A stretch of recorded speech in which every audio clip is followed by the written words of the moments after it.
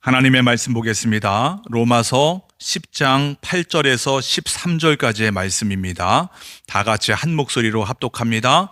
그러면 무엇을 말하느냐? 말씀이 내게 가까워 내 입에 있으며 내 마음에 있다 하였으니 곧 우리가 전파하는 믿음의 말씀이라. 내가 만일 내 입으로 예수를 주로 시인하며 또 하나님께서 그를 죽은 자 가운데서 살리신 것을 내 마음에 믿으면 구원을 받으리라. 사람이 마음으로 믿어 의에 이르고 입으로 시인하여 구원에 이르느니라.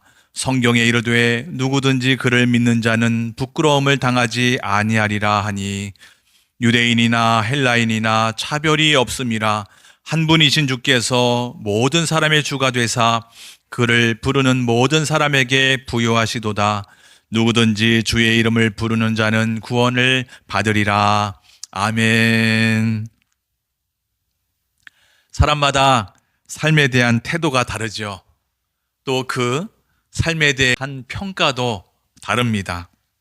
많은 사람들이 생각을 합니다. 특히 우리가 신앙인으로 이 땅을 살아나가면 인생을 살아가는 시간이 많아질수록 삶에 대한 욕심이 점점 줄어드는 것 같습니다. 삶의 지혜가 생겼을 수도 있고요.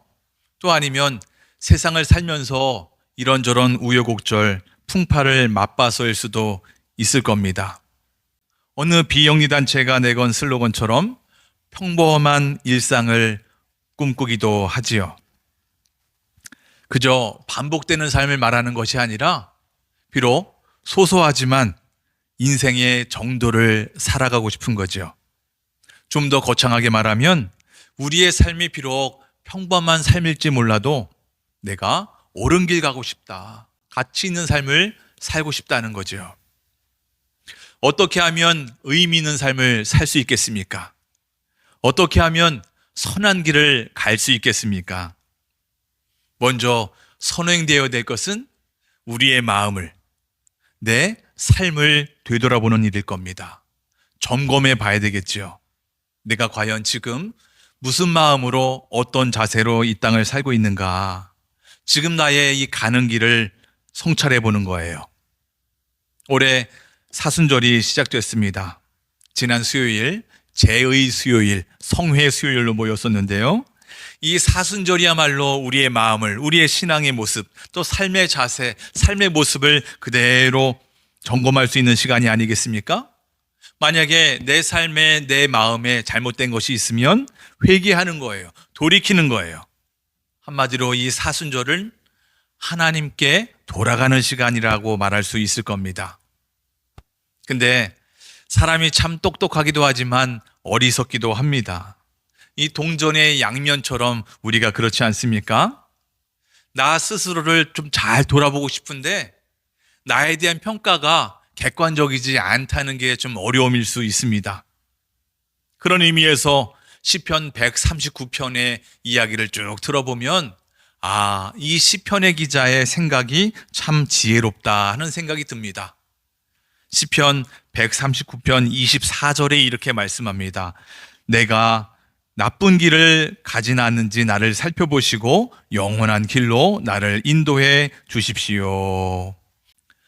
이 말씀을 공동번역 개정판으로 다시 읽어보면 죽음의 길 걷는지 살피시고 영원한 길로 인도하소서. 현대어 성경으로 보면 우리 다 같이 읽어볼까요?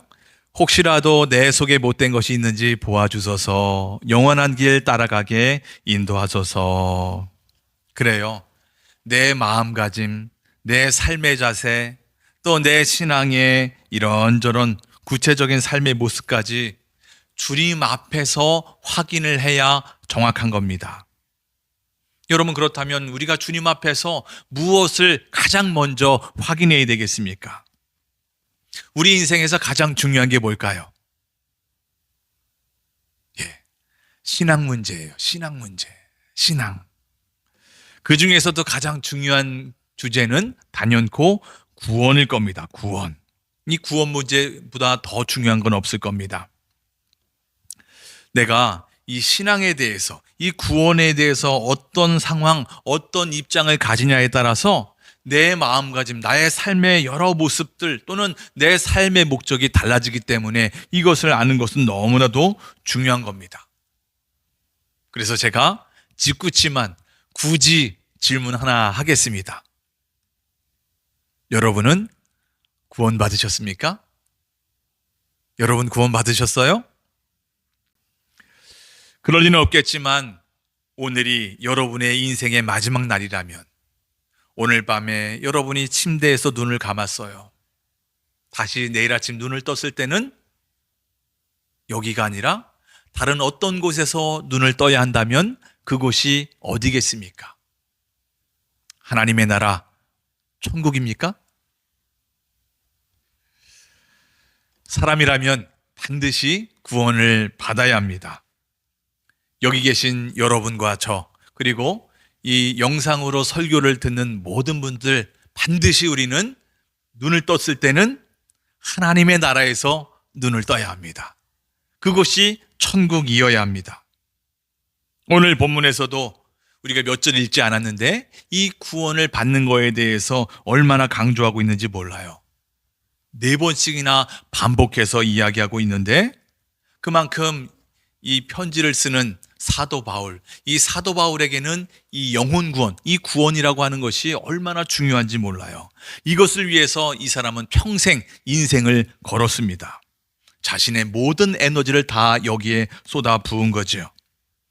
구원을 위해서라면 어떤 고난이나 역경도 마다하지 않았습니다. 심지어 목숨까지 내놓았습니다. 그만큼 이 사람에게 있어 구원보다 더 중요한 주제는 없다는 거죠. 특히나 이 사람은 이방인을 위한 선교사였잖아요. 이방인들이 구원받는 것 그만큼 관심이 많았을 거예요.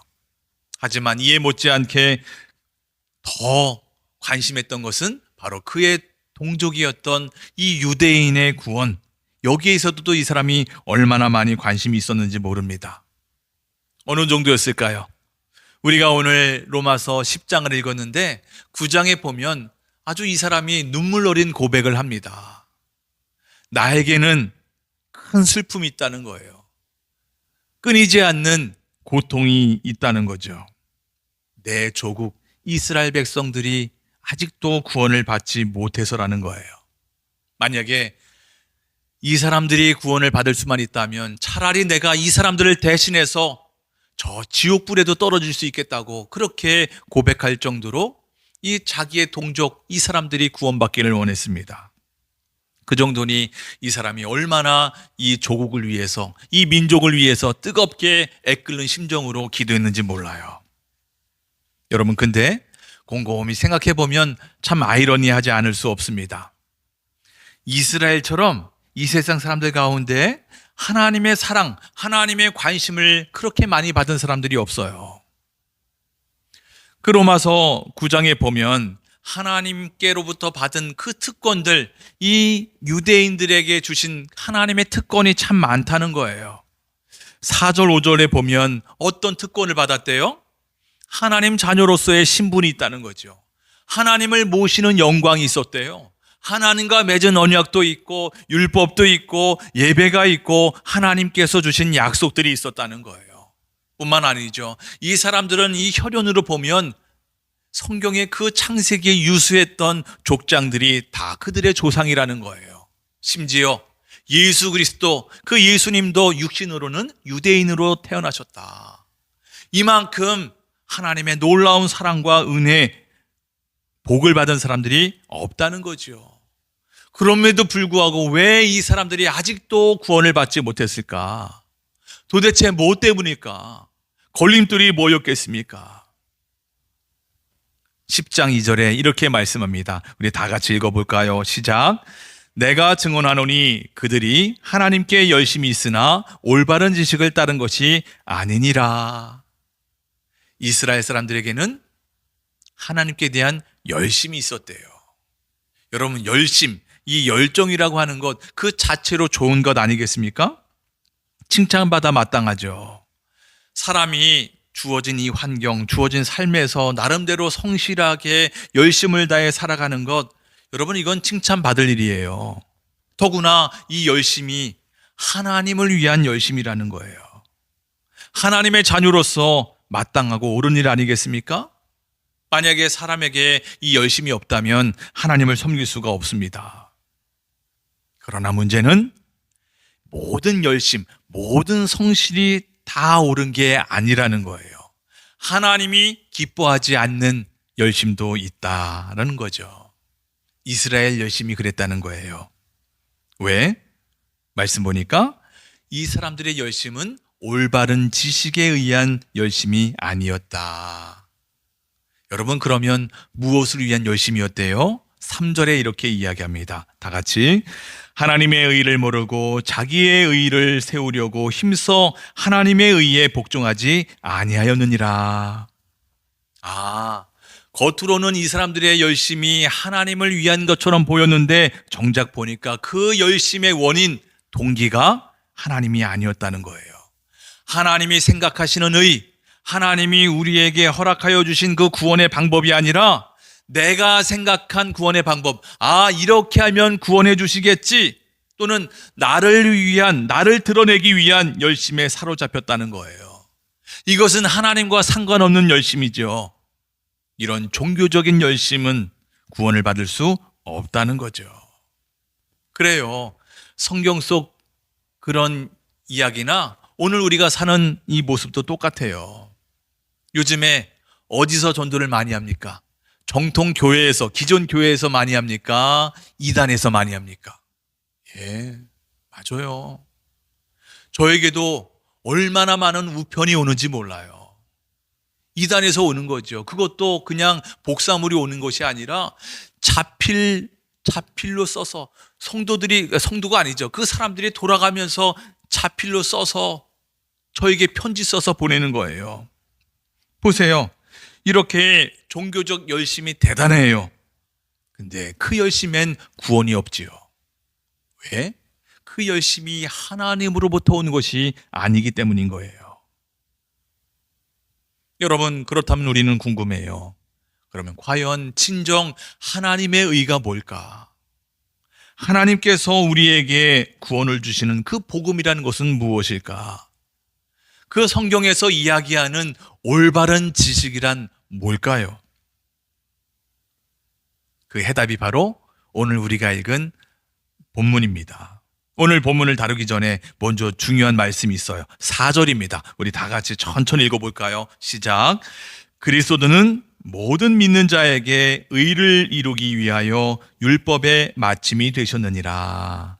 여러분, 아주 중요한 말씀이에요. 다시 읽어볼까요? 그리스도는 모든 믿는 자에게 의를 이루기 위하여 율법의 마침이 되셨느니라. 모든 믿는 사람, 예수님을 믿는 모든 사람을 하나님이 의롭게 여겨주신다는 거예요. 어떻게 예수님을 통해 하나님의 의를 이룰 수 있는 겁니까?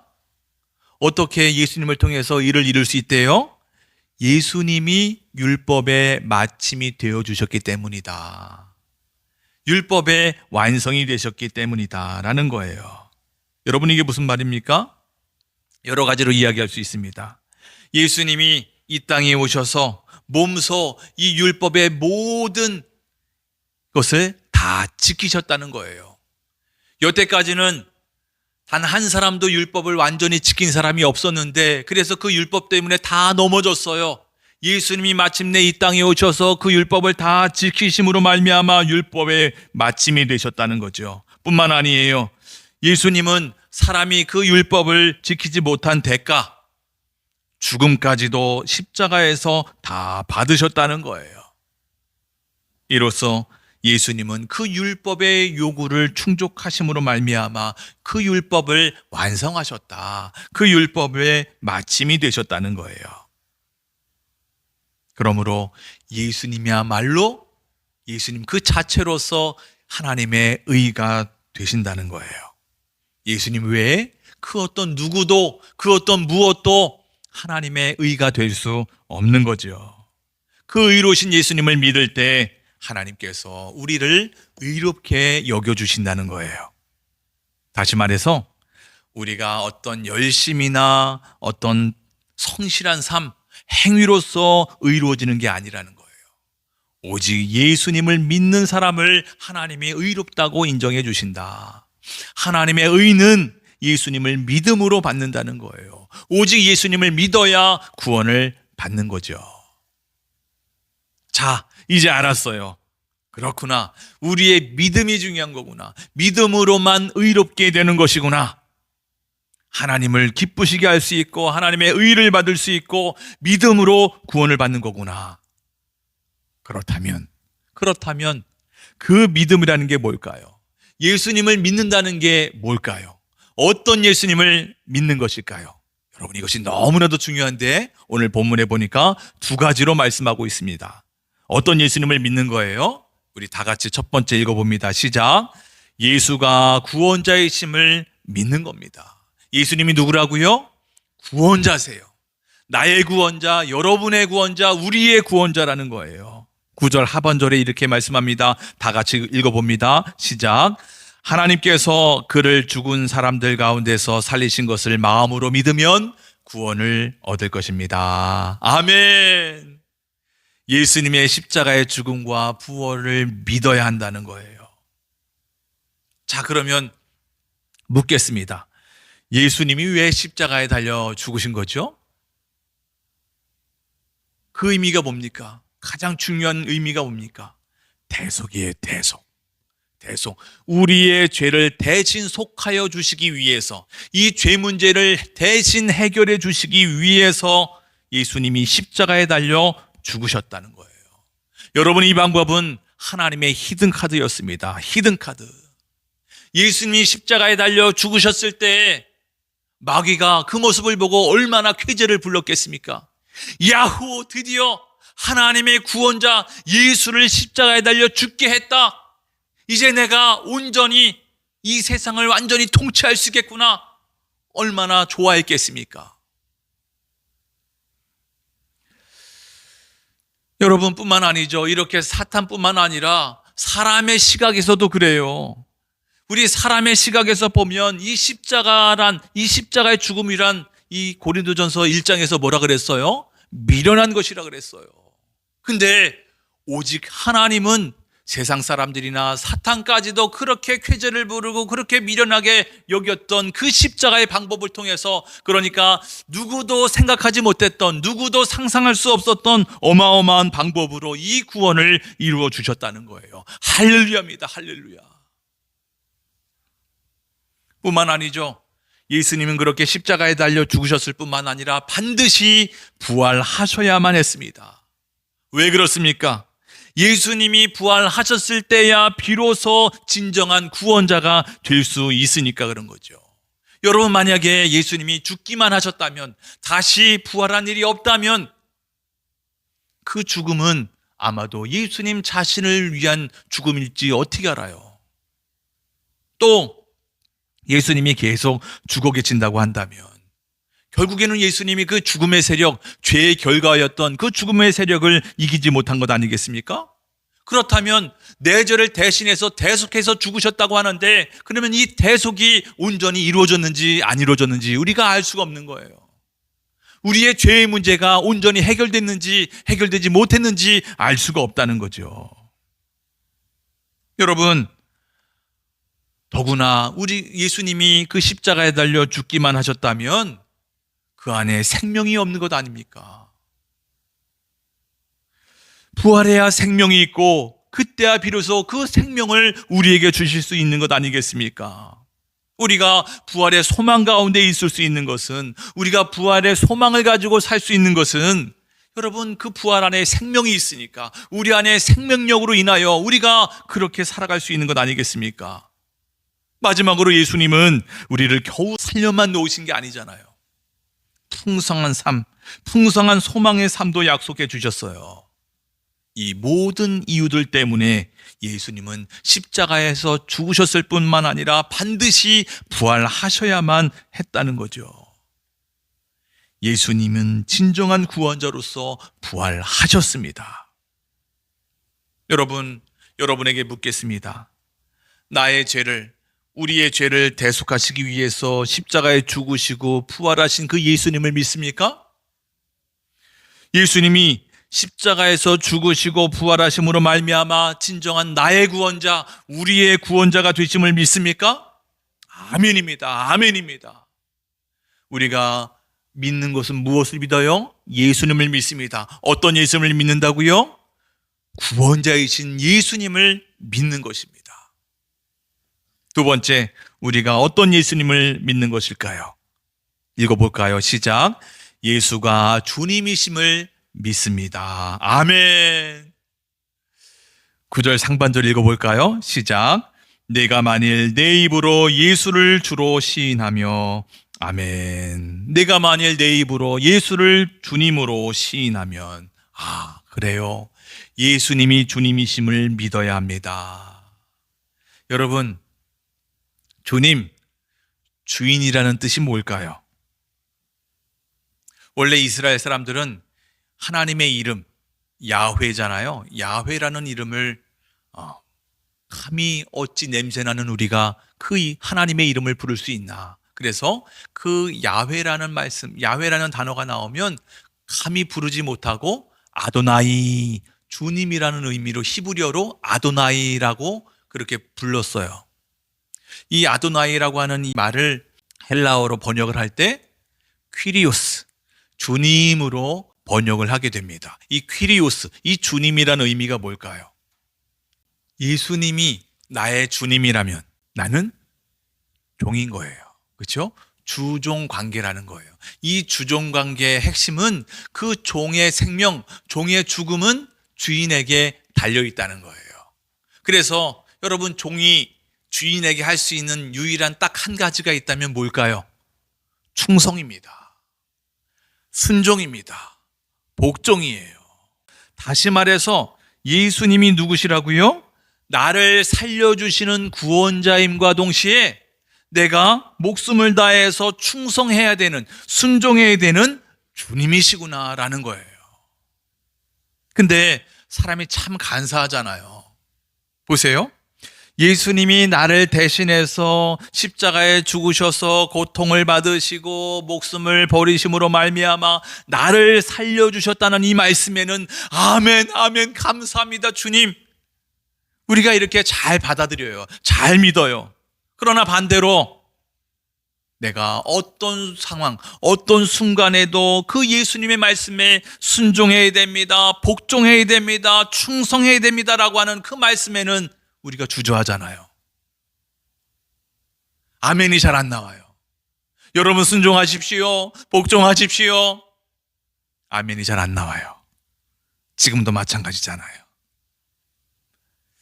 참 그렇죠. 사람이 자기의 권리는 잘 찾아 먹어요. 근데 이상하게도 내가 반드시 이렇게 해야 하는 의무나 책임에는 소홀히하는 경향이 있어요. 회피하잖아요. 곰곰이 생각해 보니까요, 이게 죄의 본성 아닐까 하는 생각이 들었습니다. 죄의 본성. 하나님과 같이 되고 싶은 마음, 내 마음대로 하고 싶다, 하나님께 속박당하고 싶지 않다는 거잖아요. 여러분, 이게 죄의 본질 아닐까요? 여러분, 그러나 분명히 아십시오. 예수님은 누구십니까? 우리의 구원자, 나의 구원자이십니다. 나의 주님이십니다. 우리 예수님을 나의 구원자라 나의 주님으로 믿고 고백할 때만이 구원을 받을 수 있는 것입니다. 우리 10절 우리 다 같이 한번 읽어볼까요? 시작. 사람이 마음으로 믿어 의에 이르고 입으로 시인하여 구원에 이르느니라. 아멘. 어떻게 이 복음을 믿는다고요? 2단계예요. 2단계로 나눌 수 있어요. 첫 번째, 이 복음을 믿는 구원의 단계가 뭐라고 합니까? 마음으로 믿어라. 예수님이 나의 구원자세요, 나의 주님이심을 마음으로 믿어라. 진실하게 믿으라는 거예요. 여러분, 이 믿음은 반드시 마음에서 우러나와야 돼요. 이 믿음이라고 하는 것은 내 마음에 뿌리를 두고 있어야 한다는 거예요. 여러분, 사실 이럴 수밖에 없잖아요. 보세요. 믿음이라는 것을 우리가 가만히 생각해 보면 내가 믿는 것도 있는데, 특히나 우리의 이 신앙의 문제에 있어서 이 믿음이라고 하는 것은 여러분, 사실 내가 믿은 것이 아니라 믿어진 겁니다. 능동형이 아니라 수동형이에요. 내가 믿은 게 아니라 믿어진 거예요. 생각해 보세요. 보이지 않는 하나님이 믿어졌어요? 아니요. 믿어진 거지요. 예수님이 동정녀 마리아 탄생이 이루어졌대요. 여러분, 그걸 믿은 거예요? 믿어진 거예요? 믿어진 거지요. 그러니까 외부로부터 내 마음으로 믿음이 흘러 들어왔다는 거예요. 우리는 그것을 은혜라고 합니다. 하나님이 나에게 마음속에 믿음을 주신 거지요. 그래서 내가 믿게 된 거죠. 하나님의 은혜, 하나님의 믿음이 우리 마음속에 임한 거예요. 은혜로 믿어졌다라고 말하는 거죠. 그렇기 때문에 예수님이 구원자라고 하는 이 믿음은 반드시 우리 마음에서 우러나와야 되는 거예요. 자, 우리 두 손을 가슴에 얹고 우리 진심을 다해서 한번 마음으로 고백해 볼까요? 예수님은 나의 구원자, 예수님은 나의 주님이십니다. 마음으로 한번 고백해 보세요. 주님, 예수님은 나의 구원자, 나의 주님이십니다. 아멘, 아멘. 이 복음을 믿는 구원의 단계, 첫 번째로 마음으로 믿었다면 두 번째 뭐래요? 입으로 시인하래요. 입으로 시인하래요. 우리 다시 한번 가슴에 손을 모으고 진심으로 입을 열어서 고백해 볼까요? 예수님, 예수님은 나의 구원자세요. 예수님은 나의 주님이세요. 다 같이 시작. 예수님은 나의 구원자, 주님이세요. 아멘, 아멘. 여러분, 왜 이 믿음이 마음으로 믿는 것에서 끝나는 것이 아니라 입술로 고백해야 될까요? 왜 입술로 고백하는 것이 중요할까요? 저는 이것을 확정성이라고 말하고 싶어요. 확정성, 확정. 그러니까 마음에 있는 이 믿음을 입술로 고백하면, 입술로 선포하면 확정된다는 거예요. 새겨진다는 거예요. 도장을 찍는 거예요. 예를 들어서 내가 누군가를 좋아하는 마음이 있어요. 이 좋아하는 마음을 내 입술로 나는 누구를 좋아합니다라고 그렇게 입술로 시인하는 순간 내가 누군가를 좋아하는 것이 확정이 되는 거예요. 결심이 되는 거예요. 여러분, 그래서 성경 말씀이나 좋은 글귀가 있으면 그것을 프린트해가지고 거울 앞에 붙이고 거울을 보면서 선포하라고 하잖아요. 고백하라고 하잖아요. 왜요? 그 말씀이 내 삶에서 이루어지기 위한 확정 때문에 그래요. 그래서 우리가 입술로 고백하는 것이 중요하다는 거예요. 그래서 여러분, 다시 한번 우리 이번에는 두 손을 불끈 볼까요? 나는 하나님의 귀한 자녀입니다. 시작. 나는 하나님의 귀한 자녀입니다. 나는 하나님의 존귀한 자녀, 보배로운 자녀입니다. 시작. 나는 하나님의 존귀한 자녀, 보배로운 자녀입니다. 아멘, 아멘입니다. 마음으로 믿는 것뿐만 아니라 내 입술로 고백할 때 확정이 되는 것이고 새겨지는 것이고 도장을 찍는 행위가 되는 것입니다. 그래서 오늘 우리가 읽진 않았지만 8절에 보면 이렇게 말씀합니다. 그 생명의 말씀, 구원의 말씀이 어디 있다고요? 저 멀리 있는 하늘 저편에 있는 게 아니다. 저 땅바닥 깊은 곳에 있는 게 아니다. 어디 있다고요? 우리의 마음에 있고 우리의 입술에 있다는 거예요. 예수님이 나의 구원자, 나의 주님이 되심을 마음으로 믿고 입술로 고백하면 내 마음속에 이 믿음이 씨앗이 떨어져서 자라기 시작하는 거예요. 성장하는 거예요. 풍성한 열매를 맺게 되는 거예요.